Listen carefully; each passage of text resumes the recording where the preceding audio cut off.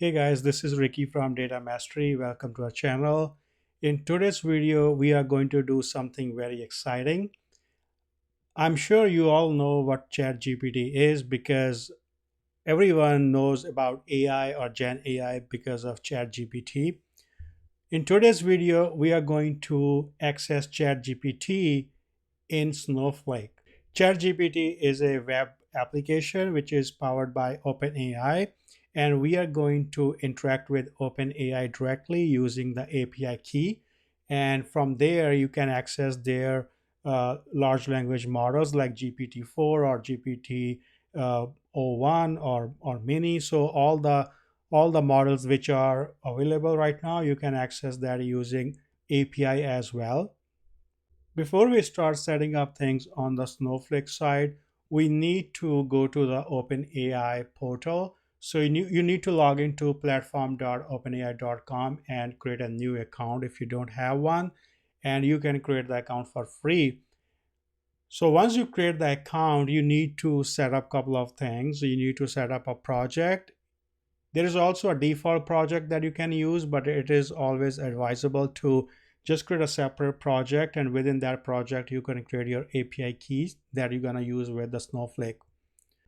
Using platform.openai.com, you can create API keys and you can access all these foundation models or the large language models like GPT 4.1, O4 Mini, O3, GPT-4. So all the models are accessible using API as well.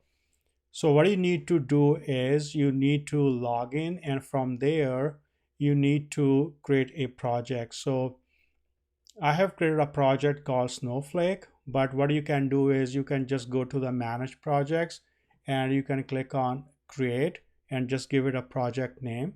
And there is a default project which you can see. This is the default one. So you will see the default project in your portal as well. So once you create a separate project, you can just then go to that project, go to the settings, and from here you can create an API key. And when you create an API key, there are two options. If you click on this, create a new secret key, so you have two options. One is the API key which is tied to your user, I mean the user that you try to log in, or the service account. So I prefer to use the service account because the service accounts are something that we use whenever we have to make a call from a service. In this case, the service is going to be Snowflake to OpenAI. So always use a service account instead of your personal user. So when you create a service account, you can just give it a name and it will give you a secret key that you can just copy. And that is what you need when you go to the Snowflake and start configuring Snowflake. One last thing that you need to do in this OpenAI portal is click on the limits, and in the limits you have to allow the models.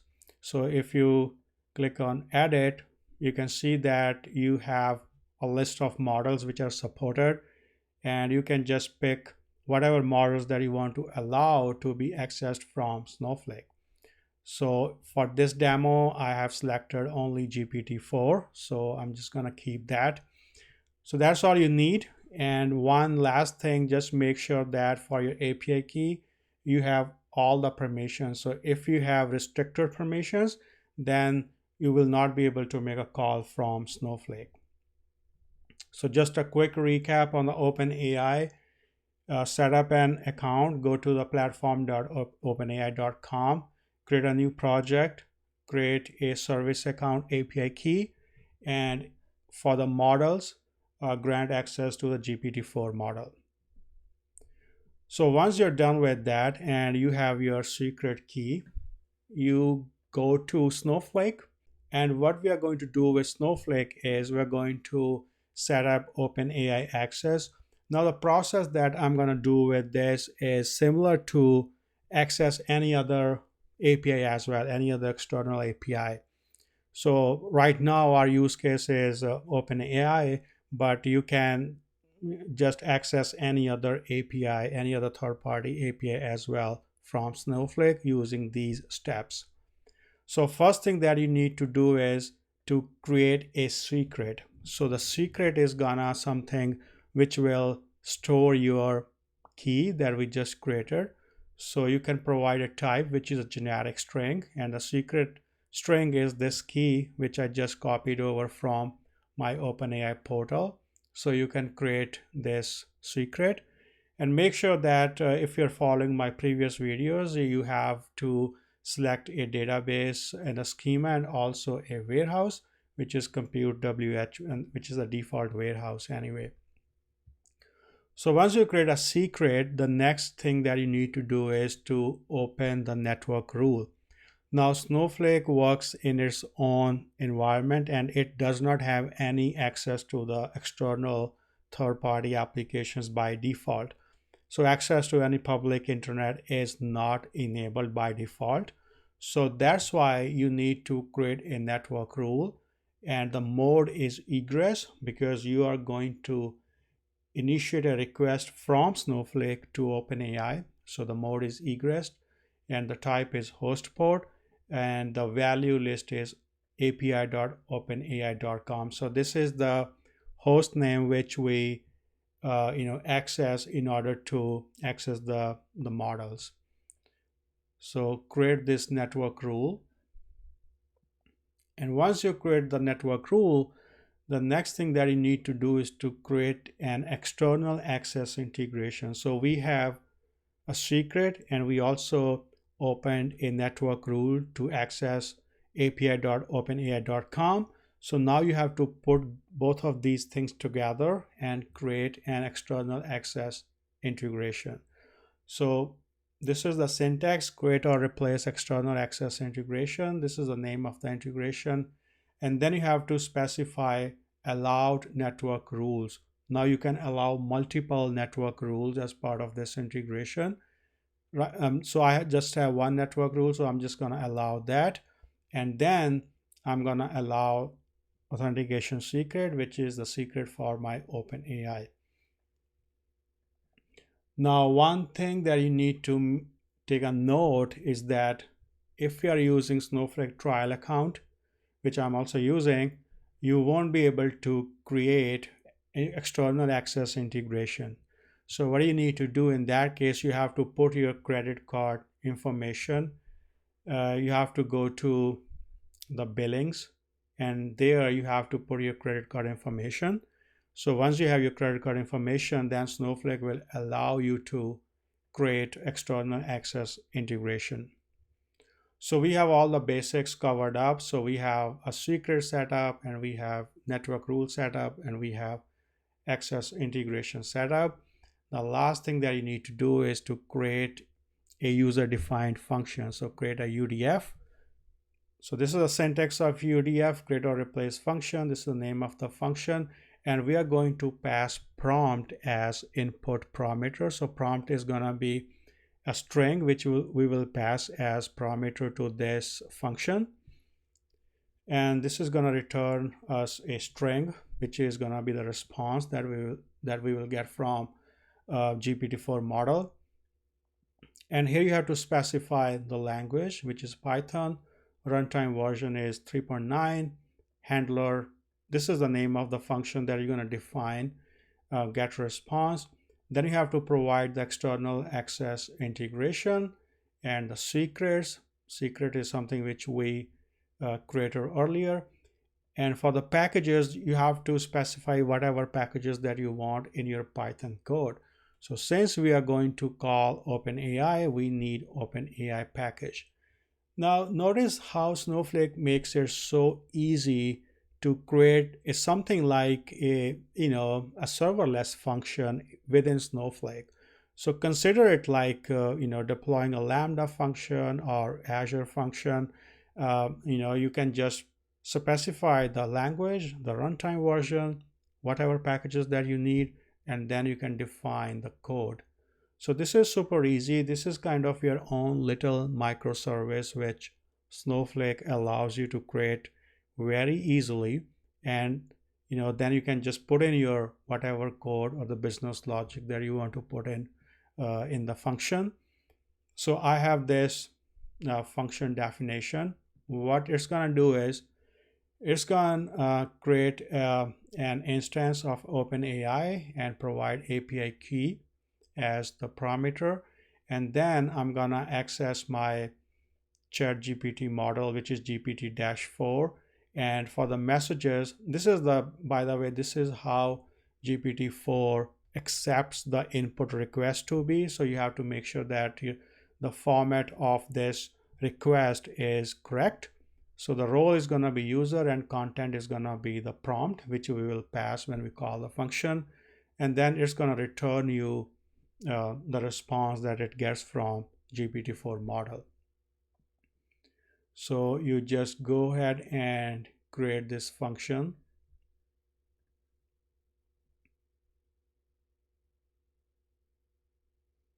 So the function has been created successfully, and then you can just simply call this function in your SQL select statement. So see how easy this is to just start leveraging the OpenAI just as a matter of another SQL select statement. So you don't have to put anything fancy here.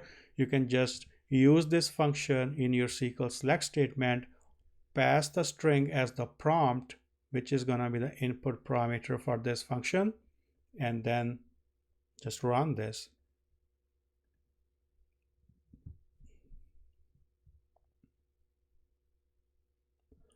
So in this case, my question was, what is the capital of France? And I got a response that the capital of France is Paris. So this is a very much expected answer. And this also confirms that your integration is working fine with OpenAI. So you can just ask another question. Tell me a joke. So you can just pass any parameter. Right now, one thing that you need to take a note of that I have not, built any kind of a super exclusive prompt. I haven't done any prompt engineering. I'm just getting this prompt as a parameter. I'm passing that to OpenAI model, which is GPT-4, and I'm just getting a response out of that. So this is just a very, very kind of a high level implementation, not very sophisticated, I would say, but it has all the things working that should be working in order to access OpenAI from Snowflake. Now you can build your own, the message prompt and whatnot, and you'll have more sophisticated or more complex prompt, which you can pass to the GPT-4 model. So I asked this model, tell me a joke, and here is the response. So this is super easy. You can just simply use the select statement and you can just call the function and that's it.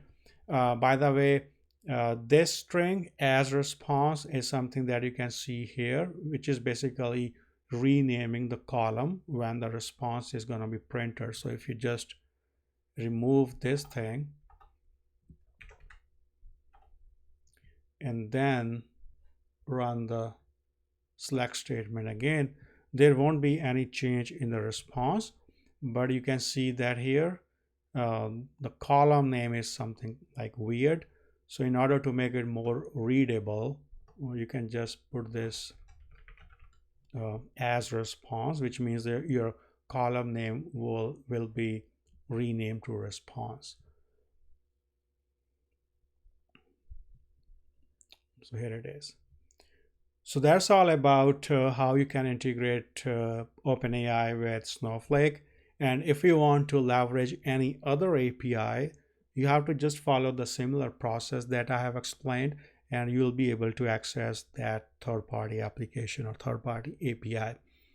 The other thing which you need to take a note of is if you have,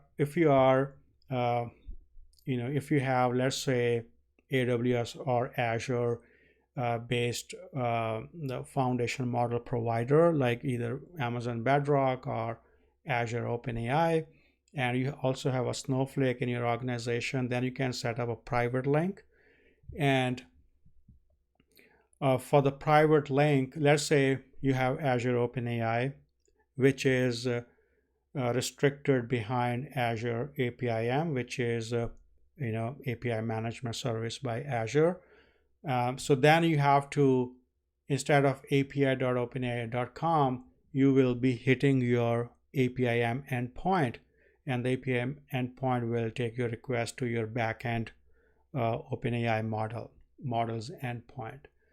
And for that, you have to you can set up your private endpoint that will access your APIM, which is a gateway service, and that way your traffic will stay within your Microsoft's internal network backbone, so it won't go out to the public endpoint. So that is not something which kind of I can explain right now, because it requires the paid subscription, and for the Azure or AWS, and also for the Snowflake. And then you can set up a private link, because private link is the feature of business critical edition of Snowflake, not for the enterprise edition. So that involves some extra money, but more or less the process is gonna be similar, and you will have the option to you know uh, to make the calls, and your data or your traffic will stay in your private network. So that's all about setting up your OpenAI access using Snowflake. By the way, don't try to use this API key, because this will be deleted by the time you'll be able to see this video.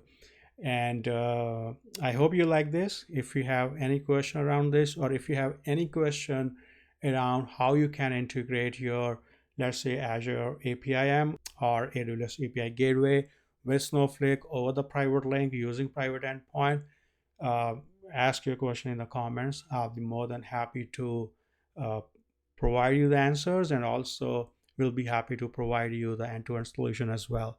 So if you have any such use case, if you're at your job, or you're learning something out of curiosity, you want to ask something which is not very clear to you, shoot us a question and we'll be happy to answer that. So I hope you like this video. I hope this is gonna be helpful to you.